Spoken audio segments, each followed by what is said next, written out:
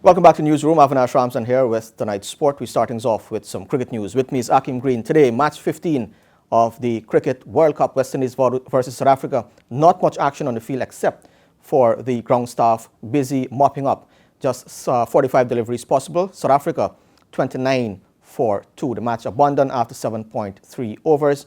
And Sheldon Cottrell picking up 2 wickets to rock South Africa earlier on. But just both teams sharing the points, 1 each. West Indies have moved up to 5th position, and South Africa gaining their very first point of the 2019 World Cup.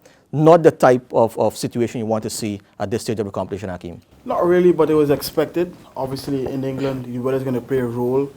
You've seen it happen already in the matches, so again, it makes stuff very dicey again, as we call it, because 1 point shared.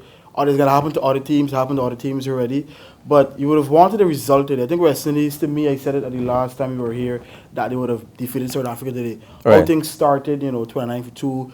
Cottrell again with the new ball doing well. Breakthrough early. It was good signs again that West Indies were doing good. They wanted them to play out an entire match to get more match practice.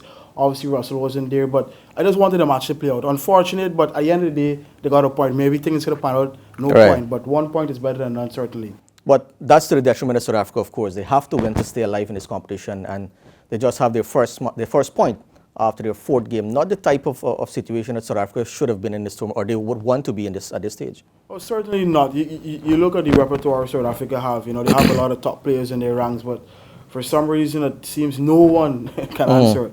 They just don't click or do it. Can do it well enough to go on and do well at world tournaments. They play very well in bilateral series, but I myself can't wrap my mind around what happens to South Africa in world tournaments. This time, they have some injuries, obviously, but there isn't much different from what they've been winning with against decent opposition in bilateral series. Correct. So South Africa is a mystery in world tournaments. Yeah, and there's already talks of some people being sacked. The coach Otis Gibson, West Indian, of course. And there are talks about him being sacked as well. Maybe a bit too early for that. But today, West Indies, 2 forced changes. Evan Lewis and Andre Russell out. And Darren Bravo and Kemar Roach playing his first match of the tournament. Good to see Kemar Roach, and he got some movement today as well. Yeah, I always wanted Kemar Roach in my team because I wanted to have 5 genuine bowlers in my team. Given what happened to Russell for this match and in the previous matches, he isn't going to bowl you 10 overs. Right. And I think you need to be cognizant of that. So you need to have 5 genuine bowlers, and obviously Russell's going to be a factor. He's going to run into some 2 over spells and bowl short balls and hopefully get some wickets.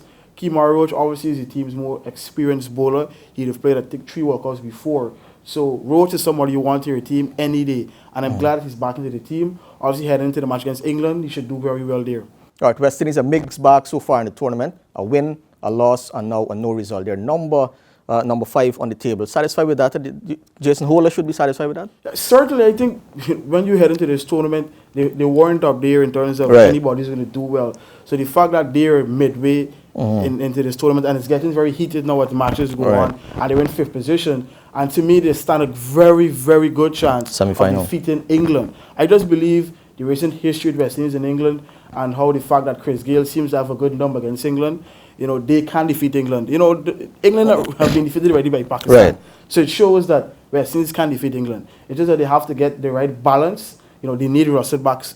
I think he should be back by then. We don't know about Evan Lewis. I saw they said there were forced changes. But I believe West Indies have what it takes to defeat England, and that can force them up in the table even higher. Good. So West Indies playing England on Friday at the same venue.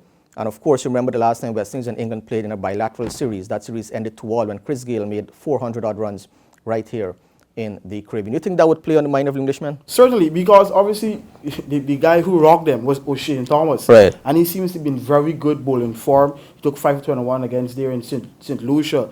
And I think O'Shane, once he plays very good again, O'Shane is going to threaten the English batsmen. You see, the key with England, and I think what West Indies need to do is get rid of Bairstow and Roy early. Put some pressure on the England middle order.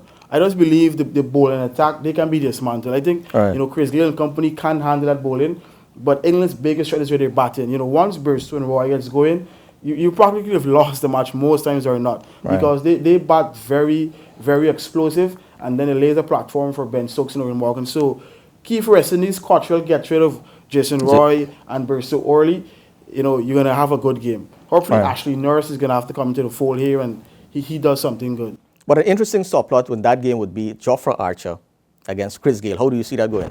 Well, I think usually the faster men on these pitches, Chris Gayle usually enjoys them. Right. For some reason, you know, I know he's not quick as before in terms of the hand-eye coordination. Archer, Gayle, hopefully Evan Lewis is back. He's usually one that's very explosive against pace as well.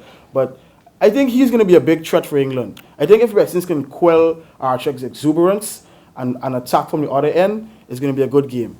All right, thank you very much, AKEEM. West Indies today against South Africa, just 7.3 overs in the match. South Africa got to 29 for 2 by that stage. The match abundant, both teams took 1 point each. Join us after the break for more sport.